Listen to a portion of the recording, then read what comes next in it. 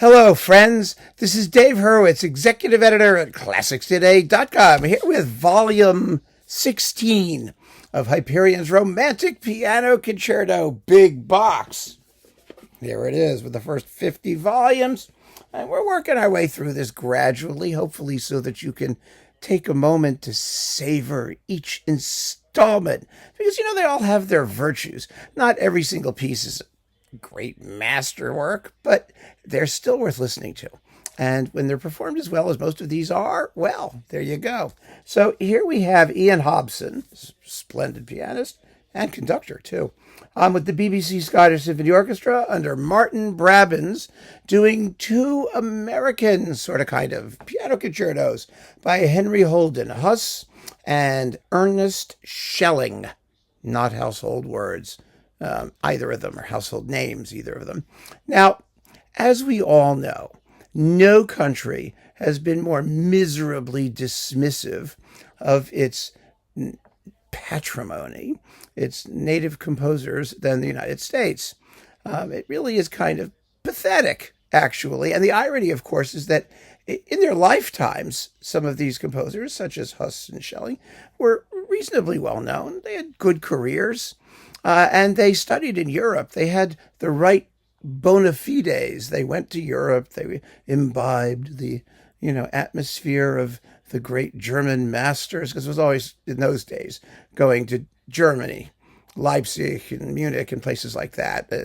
Huss, I think, was in Munich studying with Reinberger.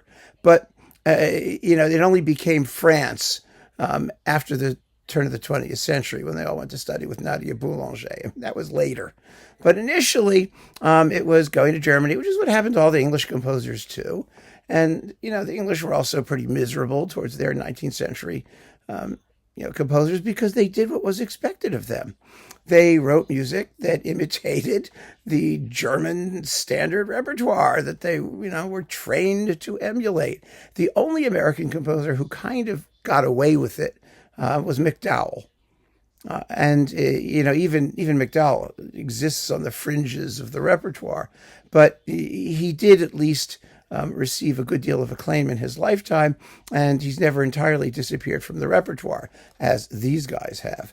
Huss's dates were 1862 to, a whopping 1953.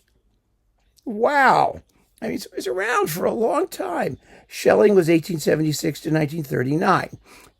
They were good composers, well-trained. They had plenty of ability, and these are fun concertos. They're well worth listening to and very, very enjoyable. Now, the Concerto for Piano and Orchestra in B major by Huss, of which I believe this is the first recording. It says it is. I believe it. Is a huge virtuoso phantasmagoria. Begins with pounding timpani, and it's very romantic and evocative. It's lovely. It's absolutely lovely. And, the cool thing about it is that it begins with the usual concerto moderate allegro first movement, which usually makes me cringe because they always go on too long and they never build up any energy. It's an allegro maestoso. But this one doesn't have dead spots. It moves along because there's so much for the pianist to do. It's got good thematic material.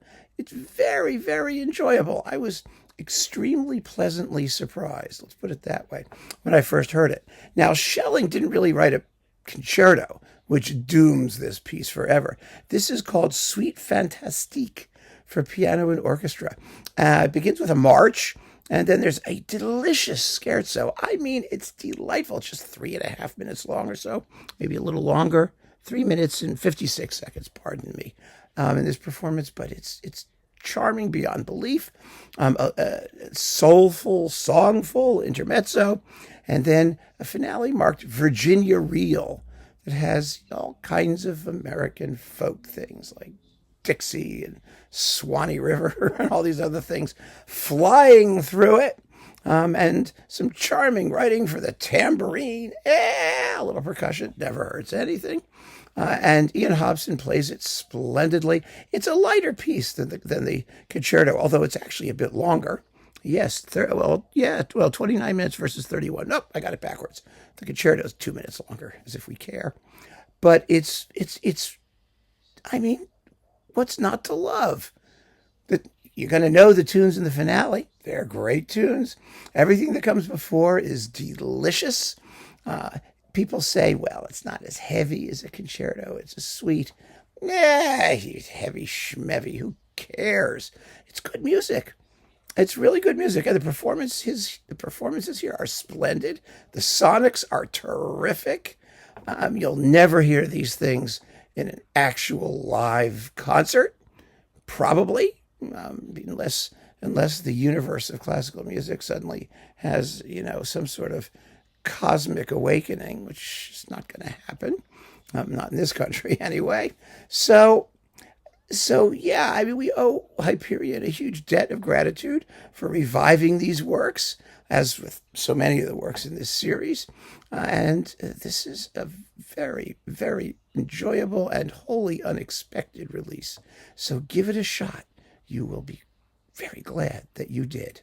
Keep on listening, friends, and thanks for joining me. Take care.